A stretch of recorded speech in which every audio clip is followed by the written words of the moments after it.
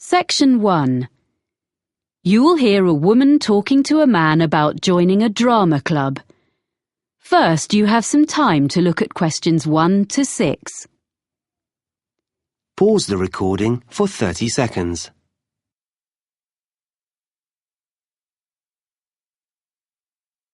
You will see that there is an example that has been done for you. On this occasion only, the conversation relating to this will be played first. Hello, Robert Gladwell speaking. Oh, hi. My name's Chloe Martin. I was given your name and phone number by Ben Winters. I work with him and he said you're a member of Midbury Drama Club. Yes, I am. Well, I've just moved to the area and I'm keen to join a drama club. Great. Yes, I can give you some information. We're one of the oldest drama clubs in the area, as the club started in 1957. We now have about 60 members. Our youngest member is 10, and our oldest member is 78. The year the drama club started was 1957, so 1957 has been written in the space. Now we shall begin.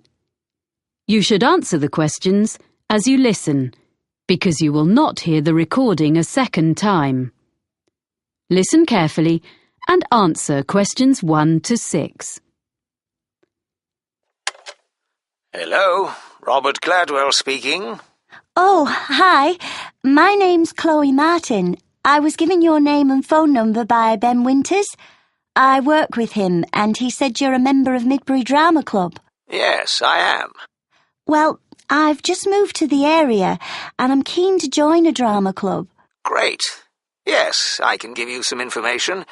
We're one of the oldest drama clubs in the area, as the club started in 1957. We now have about 60 members. Our youngest member is 10, and our oldest member is 78. Oh, I think I saw a picture in the newspaper the other day of some of your members being presented with a prize. Yes, the youth section did very well in a competition and won £100, which will help with their next production. Anyway, tell me a bit more about yourself. Well, I've done a bit of acting. I was in a couple of musicals when I was at university, and a historical play more recently. We mainly do comedy plays. We get good audiences for that kind of thing.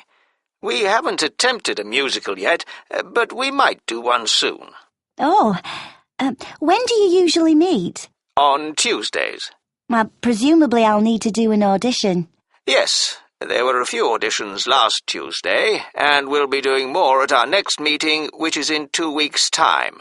That's on Tuesday the 12th of March. There'll be another opportunity 2 weeks after that, which will be on the 26th of March. Oh, well, I can come to your next meeting, and if I don't get an acting part in a play, I'd be happy to help with something else. I've designed publicity before. Great. We're very short of people who can do that, so that would be really good.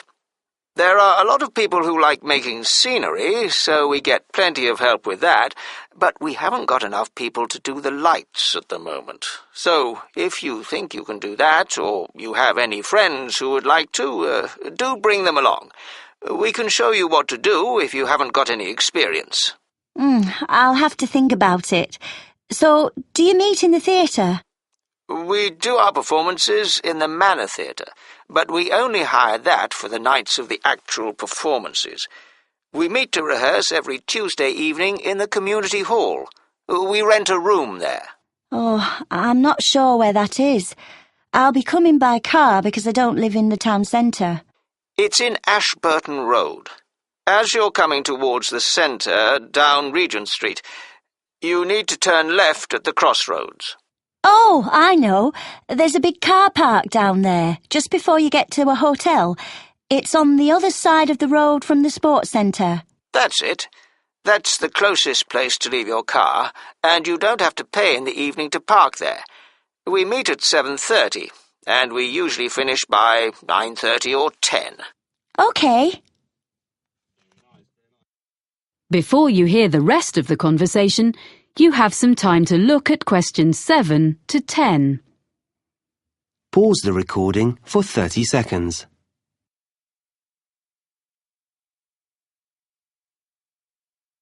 Now listen and answer questions 7 to 10. I haven't mentioned that we have to make a charge. Everyone pays a subscription of £180 to be a member for a year. You can pay for the whole year at once, or you can pay £15 every month. It works out the same. There are reductions for retired people and under 18s, but I don't think you come into either category. No, I'm 26. Oh, that fee covers all the costs, like photocopying of scripts and producing the posters, but it excludes the costumes for the performances. We ask people to pay for the hire of those themselves. It does mean they look after them properly, as they know they won't get their deposit back otherwise. Can I come along to the next meeting then? Of course. We'd love to see you. And if you want to know more about how we run the auditions or the next play we're doing, why don't you give our secretary a ring? She'll be really pleased to help you. Oh, what's her name? It's Sarah Sawdicott. That's SAWDICOTT.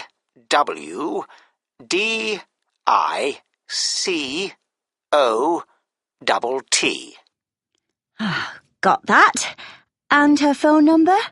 I've only got a mobile number for her. Just a minute. Let me find it. Yes. It's 07955 240063. Great. Thanks for your help. That is the end of section 1. You now have half a minute to check your answers. Section 2.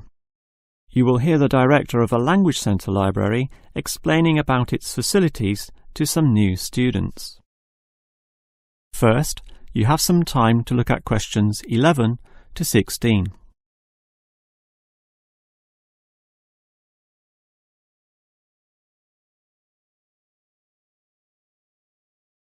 Now listen carefully and answer questions 11 to 16. Welcome to the library, or the ILC, which means Independent Learning Centre, and let me explain about some of its facilities. We're standing here at the entry gates next to the borrowing desk. That's where you check out any books, but you are also advised to study in the library here, since most of our material cannot be borrowed. Thus, we have seating along the middle of the library, and in that far corner in front of us on the left, we have the quiet reading section for some serious reading activity. We used to have the computers there, but then realised that that corner was very quiet and thus better suited for the purpose it now has. The computers were instead shifted to a more central location, right beside us here on the left. Again, somewhat confusingly, this area once housed the newspaper and magazine section, but the people in the quiet reading area had to walk too far to collect this literature, so it was moved to right beside them in the adjacent corner. So, feel free to read the newspapers there, but the reference books, those huge weighty dictionaries, atlases and encyclopedias, were all situated at the opposite end of the building, against the wall. This was because they weren't generally that popular, and we wanted more space for the magazine racks, always a favourite with readers. OK, as well as reading, you need to work on your listening skills, and for that you need the audio section. Again, such an activity needs a quiet area, so we put this in the last remaining corner up there on your right. As you can see, there are CD players and headphones, so just borrow the listening packs, sit down there and listen away. Right, that just leaves the main library. In other libraries, that's often right beside the newspaper and magazine section, allowing freedom to choose from all genres of literature, But here, we've got them further apart. For the main library, just follow your nose past the central seating there, and it's there among all that shelving, upon which you'll find an abundance of interesting books and listening packs to use. Before you hear the rest of the talk, you have some time to look at questions 17 to 20.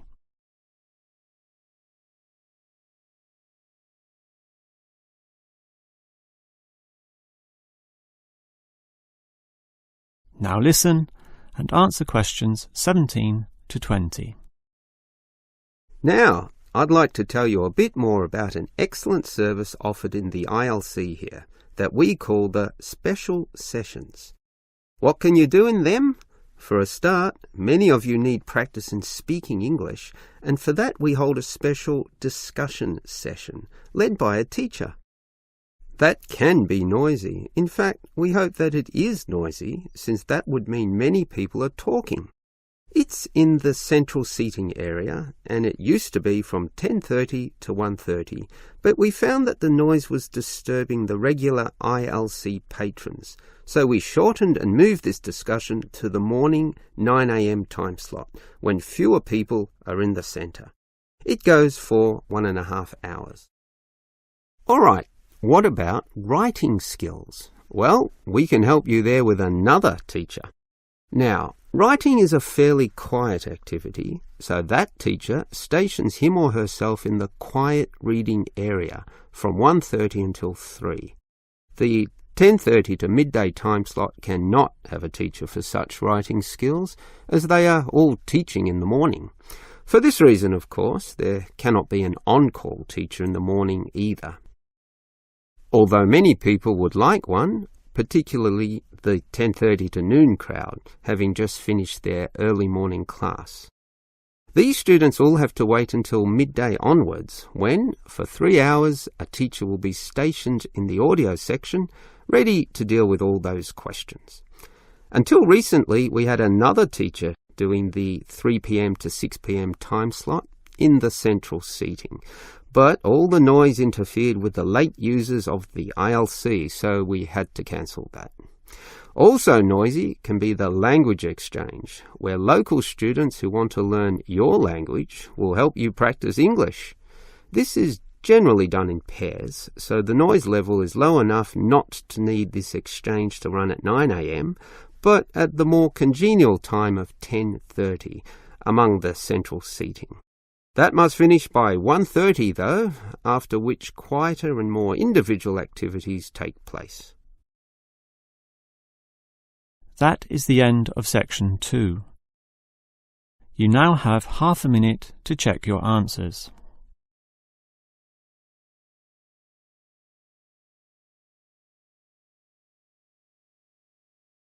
Now turn to section 3. Section 3. You will hear two students talking about the moa with the lecturer. First, you have some time to look at questions 21 to 26.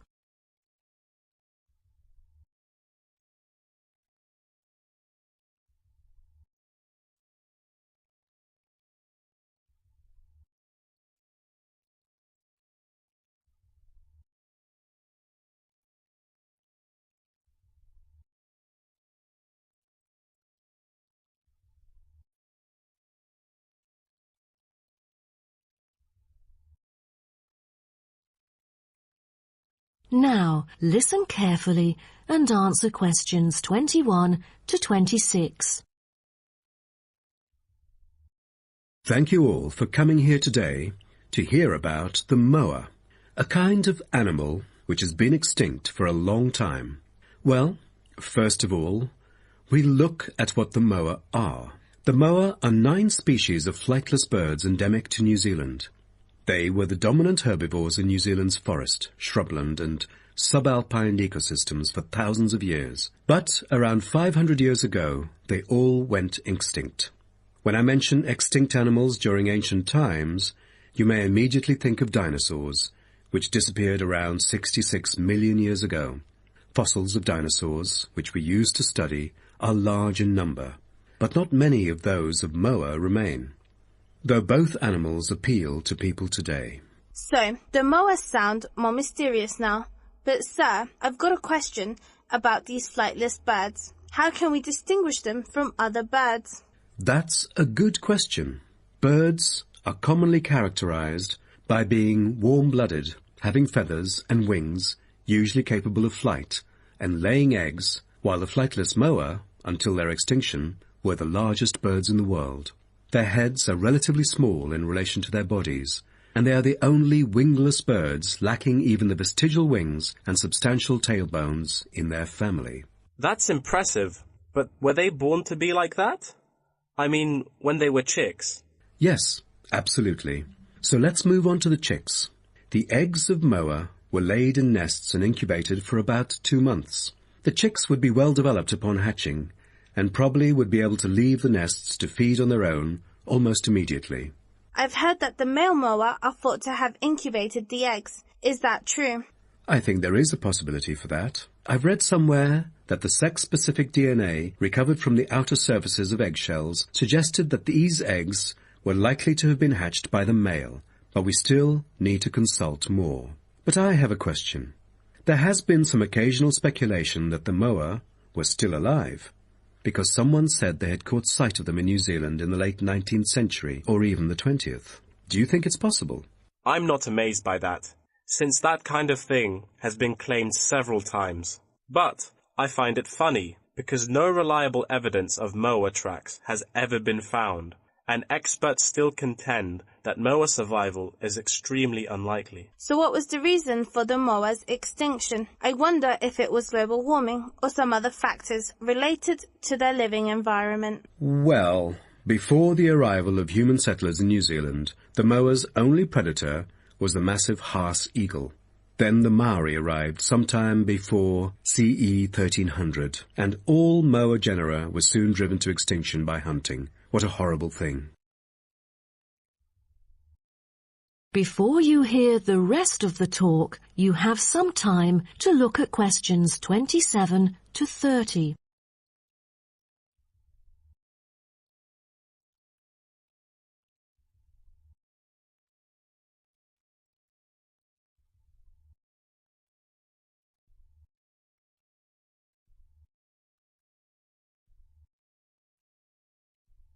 Now, listen and answer questions 27 to 30.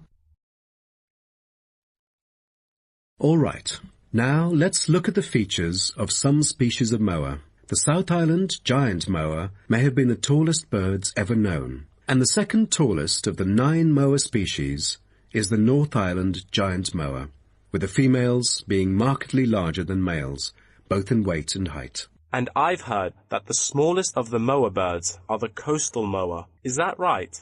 Yes, you were right. And have you heard about any other kind of moa before? I know the crested moa. The eggs they laid may be larger than others. As they mainly lived in the remote interior of the southern island, their fossils are rare or absent in archaeological sites, and no egg remains have yet been identified. Are there any species of moa that have got more fossils? Yes, of course. A considerable amount of remains of the stout-legged moa exist, due to the well-preserved properties of their habitat. Their skulls reveal relatively bad vision, a good sense of smell, and a very short bill. Then there is the eastern moa.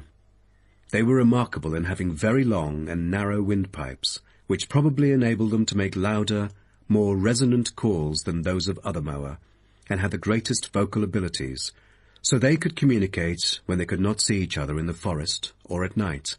They used a range of senses, apart from sound, in their search for food, such as their sense of smell and vision. That is the end of section 3. You now have half a minute to check your answers.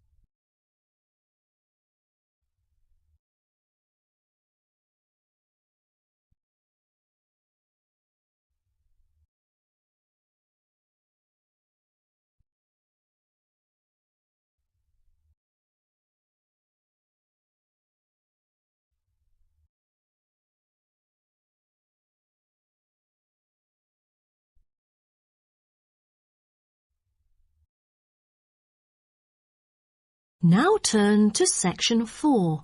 Part 4. You will hear a lecture on the history of the umbrella. First, you have some time to look at questions 31 to 40.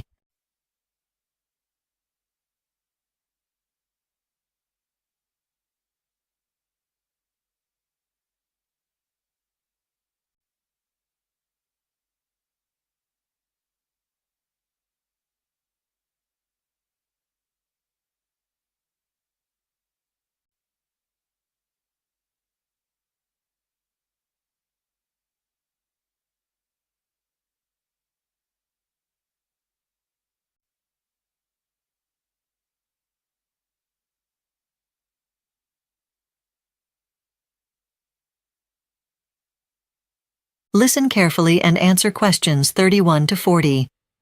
Today, I will share the captivating story of the umbrella.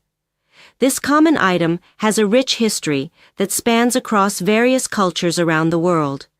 It's more than just a tool to stay dry in the rain. It has played a significant role in history and society. The umbrella was once regarded as a power icon of authority among leaders. More than just a practical item for shade or rain protection, it was a status symbol.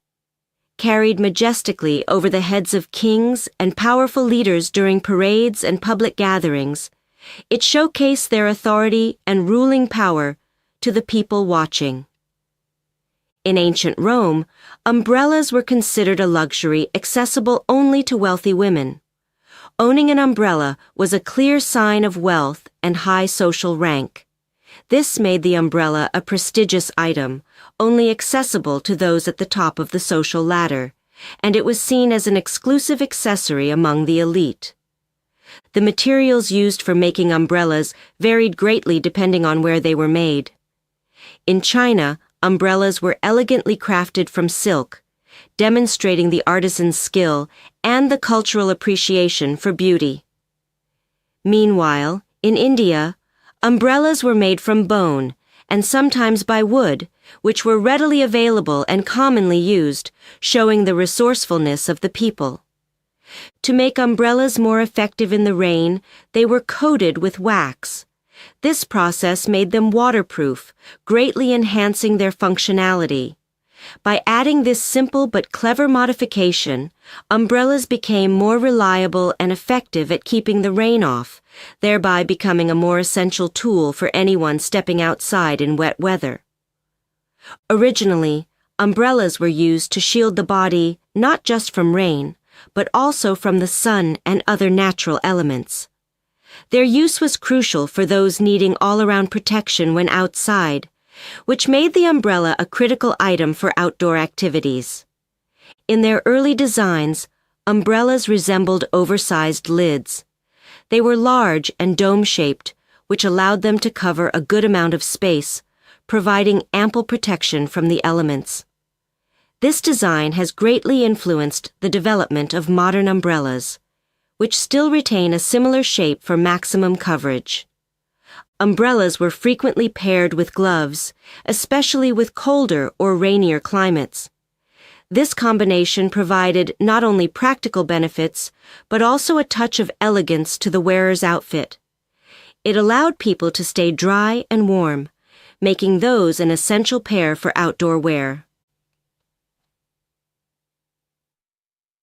A major change took place in the 1850s when umbrellas started being manufactured with plastic. This change made them lighter to carry and more durable against wear and tear, and much easier for everyone to use.